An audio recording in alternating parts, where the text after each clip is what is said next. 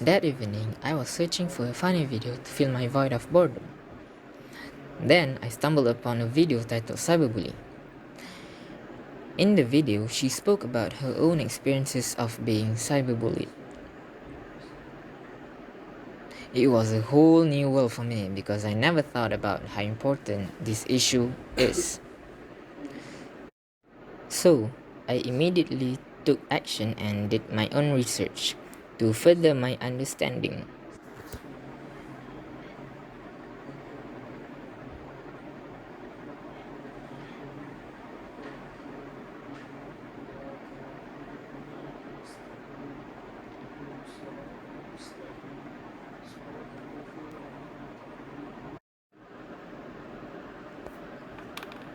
The results were shocking. I never expected Malaysia to be ranked second among Asia countries in cyberbully issues. If anything, I was flabbergasted with how poorly the issue was being handled.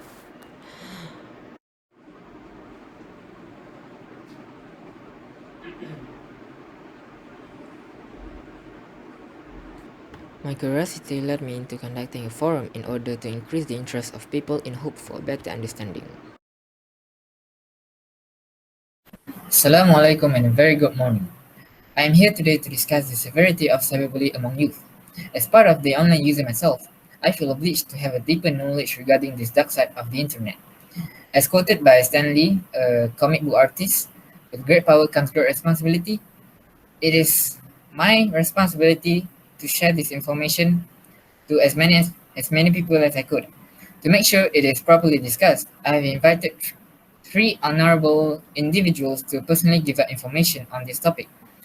Uh, our first panelist is Mr. Ahmad Fatur Rahman, a former victim of cyberbullying.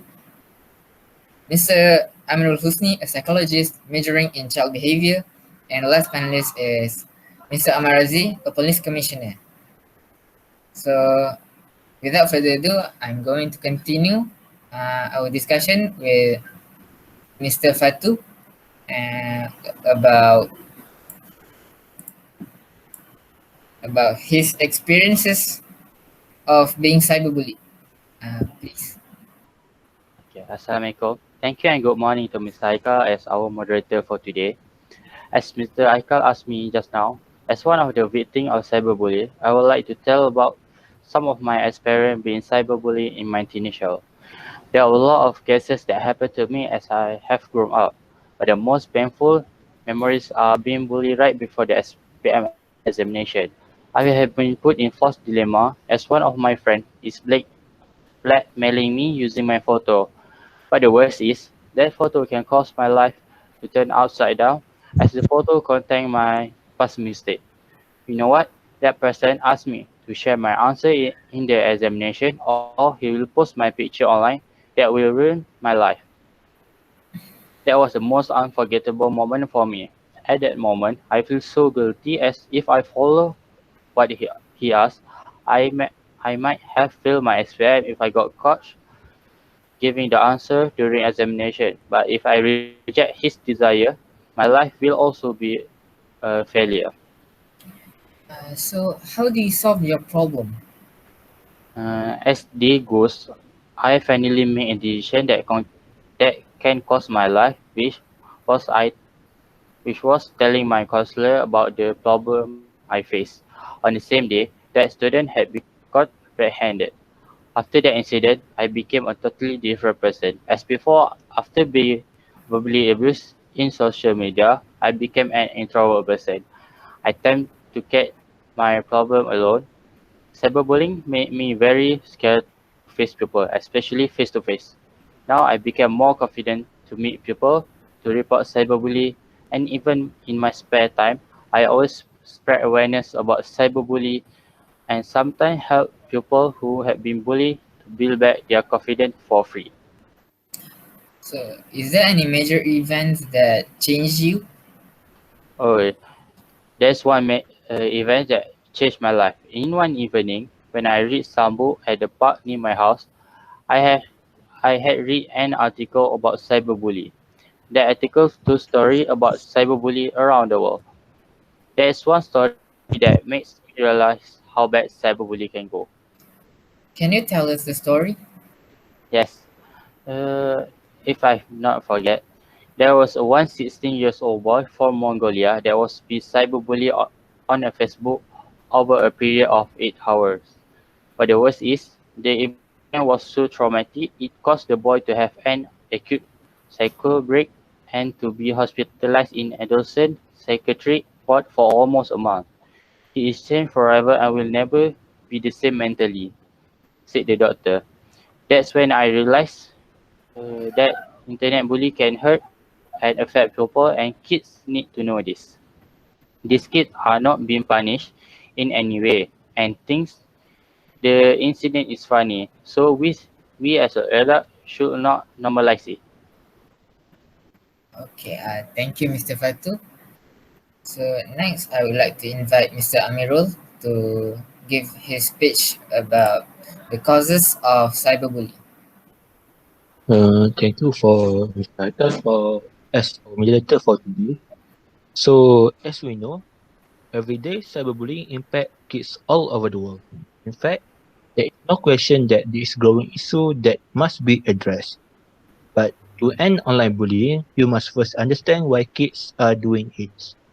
Their motive for lashing out in cyberspace can run the gamut from anger and revenge to a longing to fit in.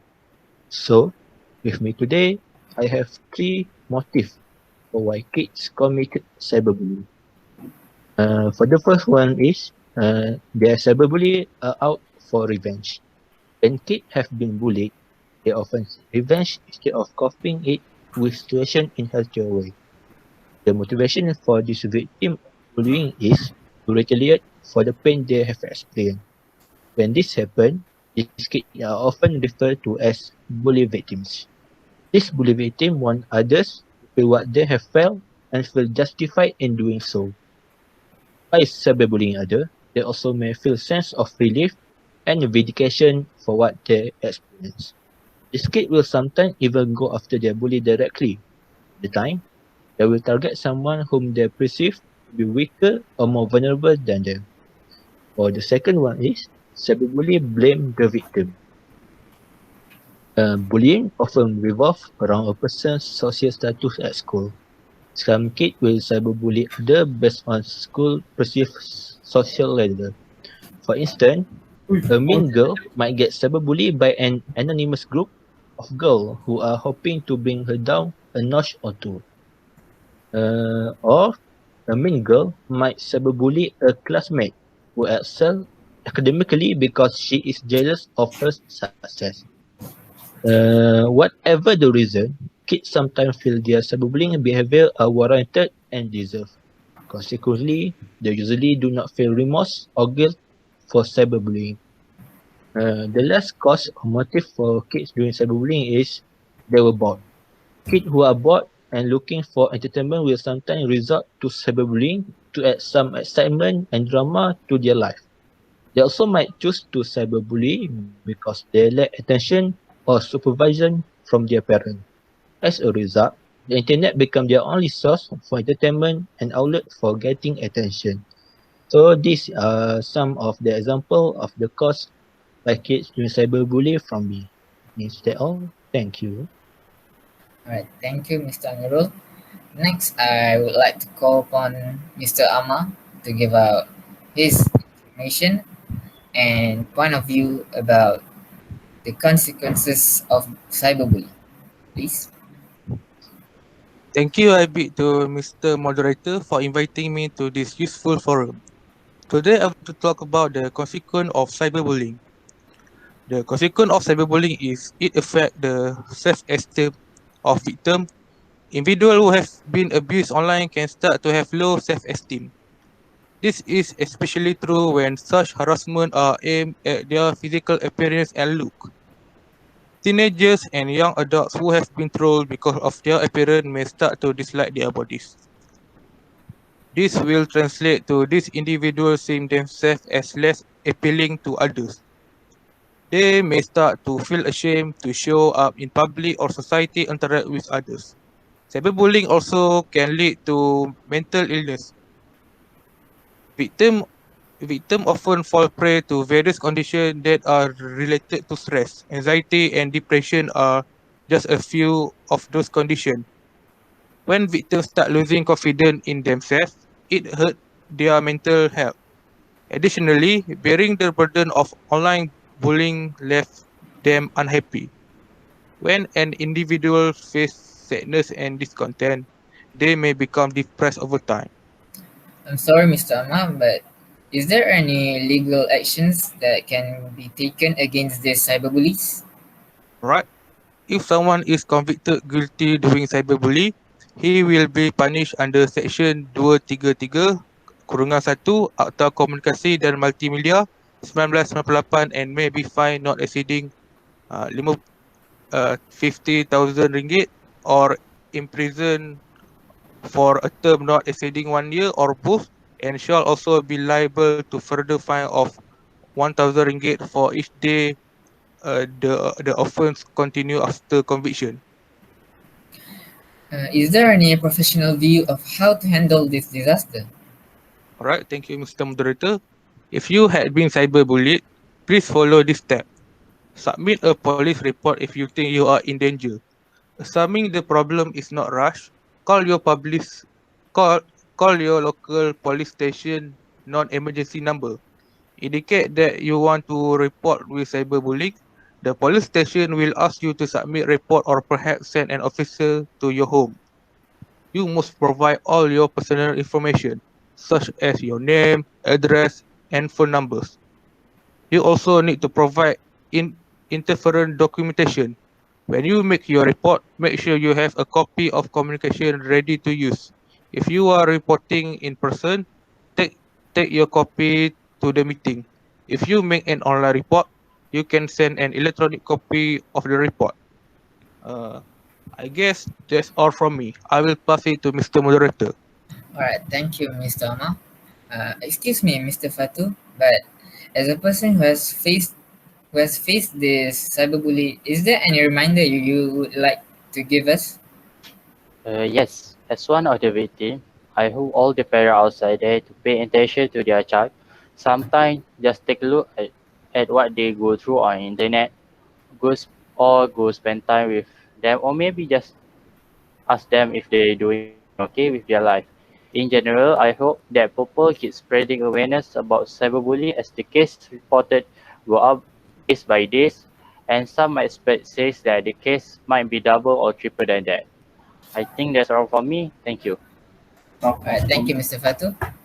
So, thank you for all the information shared by all the panelists.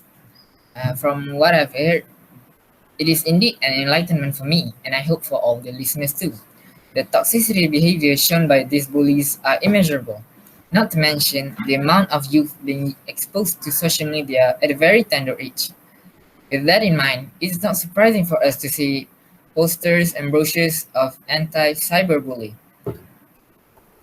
So, with this information, I hope it will be beneficial to reduce the cases of cyberbullying, especially in Malaysia. So, thank you.